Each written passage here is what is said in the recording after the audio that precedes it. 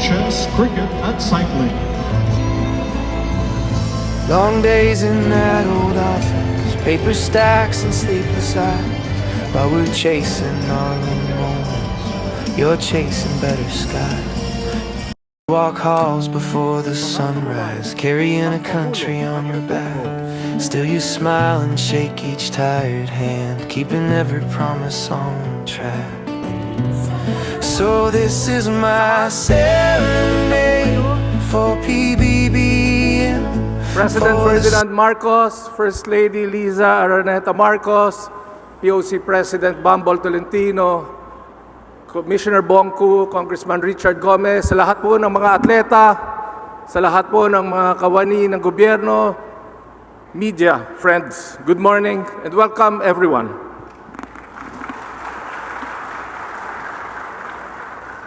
The Southeast Asian Games is often the first level of high-stakes, broad-based international competition for a growing Filipino athlete. It's a great stage where veterans and rookies alike converge and compete side by side.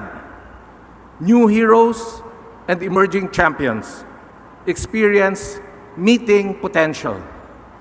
We are very proud because in the recent Southeast Asian Games, our 2,000-strong delegation delivered not the most wins, but certainly the most historic ones. Palakpakan po natin ang ating sarili. Alam niyo po, Mr. President, Madam First Lady, yung mga atleta, mga 5 a.m. nandito na yan eh. Excited na excited sila na makasama kayo ngayong araw. At kaya talagang kami po lahat excited na makasama kayo ngayong araw, Mr. President. Finally, let us all anchor the stages of our dreams on humility and gratitude. That is the way and the work forward. The Asian Games is just around the corner. I'm sure POC President Bambol will work very hard so that we can get more than 4 golds because we won 4 golds in 2018 and we won 4 golds in 2022. So kami po ni President Bambol magtutulungan higitan yung 4 na gintong medalya sa Asian Games sa Nagoya. Ibigay nyo ang puso ninyo para sa bayan. This is Team Pilipinas. Make us proud. Mabuhay po kayong lahat. Thank you. Sa atin pong mahal na Pangulo at mahal na unang ginang, sa lahat po ng atleta na narito, magandang umaga po sa inyo lahat. Magpapasalamat na lang po ako sa ating pong mahal na Pangulo sa suportang binibigay sa ating mga atleta. At maraming salamat po mga atleta sa binigay niyong karangalan last SEA Games sa Thailand in spite of everything. Alam niyo na po yon kung bakit. Kinukwento ko po kay Madam First Lady kung ano po yung in spite. Talagang nakakakilabot. No? Pero sa atin na lang po yon. Ganun po talaga pag SEA Games. Kaya nga po sabi ni Chairman Pato, babawi tayo this year, this coming December. So busy po tayong lahat mga atleta. Let's play, let's train. At maraming magpasalamat po tayo sa ating pamahalaan, sa ating pong minamahal na Pangulo at unang ginang at sa Philippine Sports Commission. Mabuhay po ang atletang Pilipino. An entire nation supports its heroes in every way it can to prepare them for battle as they bring glory to the country. This is more than a game. This is heart, passion, determination. This is Team Philippines.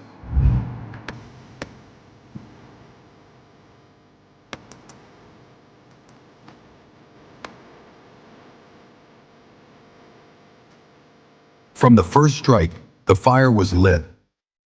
Every kick, every throw, every move, a testament to discipline and grit. Then came history in the water. Speed, power, precision.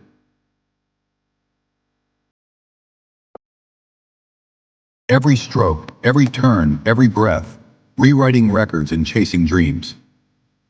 On the mats, strength meets strategy. Every grapple, every hold, proof that heart conquers all. Defying gravity, turning speed and strength into artistry. Every flip, every landing, perfection in motion. On the field, teamwork wrote its own legend. Every throw, every hit, pride in every play. On the pitch, history was written. Every pass, every goal, courage and unity in motion. On the court, hearts beat fast. Eyes on the prize. Every shot, every assist, passion made visible. On the sand, dominance redefined. Every serve, every spike, fire and finesse combined. On the track and field, champions rose with every stride. Every jump, every run, strength, speed, and spirit in perfect harmony. From the mats to the skate park,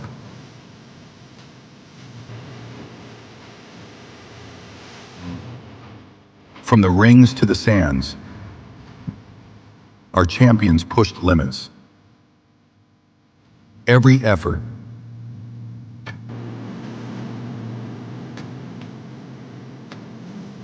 every medal, proof that greatness knows no bounds.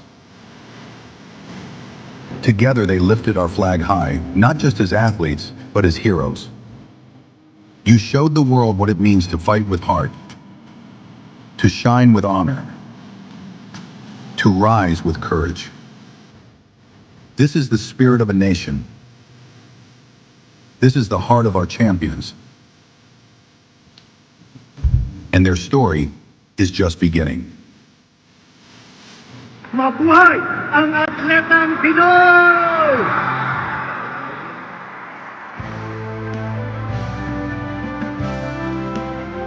Mga kababayan, upang maghatid ng kanyang mensahe, ang Pangulo ng Republika ng Pilipinas, Ferdinand R. Marcos Jr. At nakakatuwa dahil napapanood ko lang kayo sa TV. Mabutit nakikita ko kayo ng personal. Congratulations. Sa ating PSC Chairman, Pato Gregorio, the Philippine Olympic Committee President, Bambula Tolentino, PSC Commissioner Olivia Bongku, and the other PSC officials, of course, our First Lady Luis Araneta Marcos, and of course, the most important people here today, our athletes and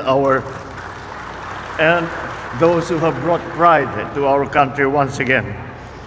Fellow workers in government, distinguished guests, ladies and gentlemen, magandang araw sa inyong lahat. It is always an honor and a joy to be surrounded by high-achieving athletes like we have today.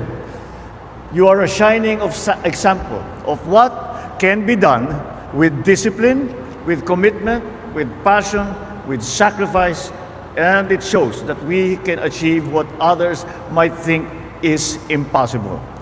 Pinagdiriwan natin ngayong araw ang dangal, tibay ng loob, at pambihirang kakayahan ng atletang Pilipino. Noong ika-33 Southeast Asian Games na ginanap sa Thailand, magiting na kinatawan ng ating bansa ng mahigit 1,500 atleta. Ito ang pinakamalaking Philippine team sa kasaysayan ng Southeast Asian Games. Dala ang bandila ng ating bansa. Pinakita ninyo kung ano ang kayang marating ng atletang Pilipino. At sa pagkatapos ng kompetisyon, hindi naman ninyo kami binigo. Nakuha ng Pilipinas ang ika-6 na ranggo At kagaya ng nabanggit nga ng ating Olympics chairman, dapat mas mataas pa yan. Pero di bale, babawi nga tayo. At bukod pa roon, nakamit natin ang 277 medalya. Mas maraming medalya kumpara nung nakaraang 2023 at 2021 na SEA Games. Buong pagmamalaki namin kinikilala ang husay at galing na ipinamalas ninyo. Ngunit, may medalya man o wala, panalo kayong lahat sa puso ng sambayan ng Pilipino. Maraming salamat.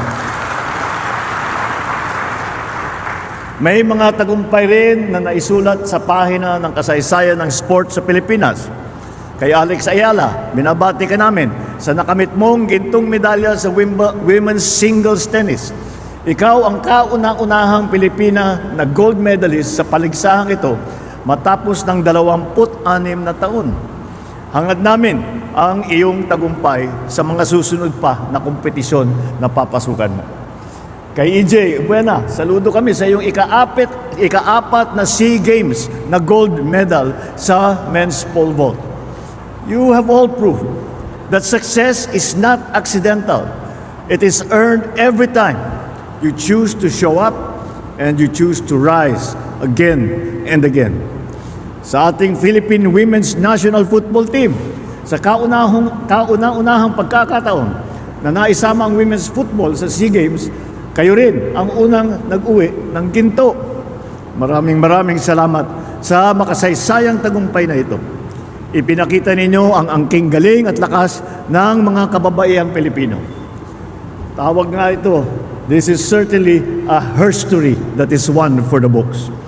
Bilang pagkikilala sa inyong natatanging tagumpay mula sa tanggapan ng Pangulo, tatapatan natin ng konting cash incentive na nakalaan sa ating mga nanalong atleta. Para sa mga gold medalists, may tig-isa kayong 300,000 piso for the gold medals. Sa mga nag-uwi naman ng silver, may 150,000 piso ang bawat isa sa inyo. Para sa mga bronze medalists, may 60,000 naman ang makukuha ninyo. Magkakaloob din ng Office of the President ng tigsa 10,000 piso ang mga atletang nanalo sa ibang palaro bukod sa SEA Games. Batid natin walang katumbas na halaga ang inyong sakripisyo. Ngunit, tanggapin ninyo ito bilang simbolo ng pagpupugay at pasasalamat ng mamamayang Pilipino sa inyong kabayanihan. Nawa ay marami pang kabataang Pilipino ang tumahak sa katulad na landas ng inyong nailakbay. Kaya isinusulong ng pamahalaan ang pag-angat ng kalidad ng sports development sa ating bansa. Pinapalawak natin ang grassroots and youth sports program. Dinadagdagan natin ang mga kinakailangang pasilidad at mas pinapalakas pa natin ang suporta sa mga atletang lumalahok sa pandaigdigang entablado. Ginagawa natin ang lahat ng ito upang hubugin ang mga susunod na henerasyon na atletang Pilipino. Mga kabataang may pangarap, may paniniwala sa sarili at handang lumaban sa ngalan ng ating bandila. Higit sa pagkakilala sa mga suportang inyong natanggap, nais kong bigyan din ang kahalagaan ng disiplina.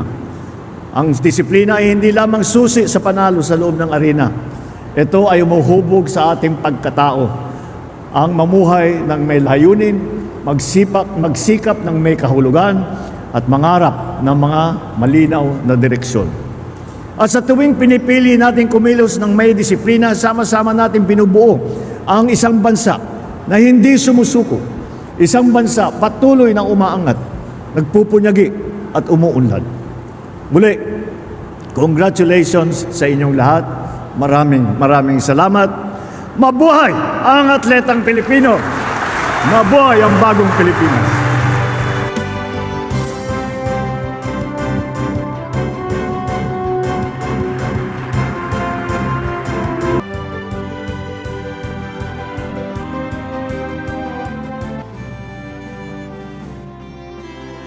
Maraming, please stand by gymnastics, handball, and hockey.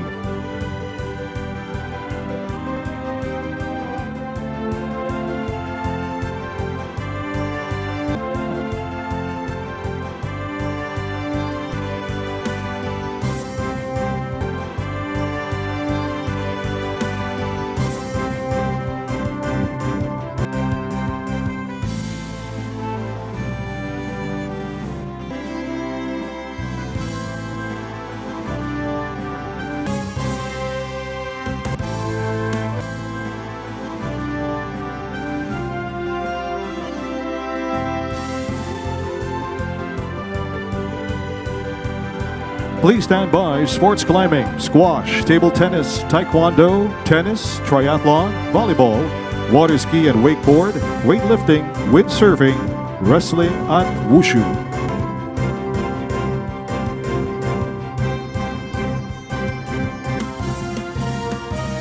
Maraming salamat.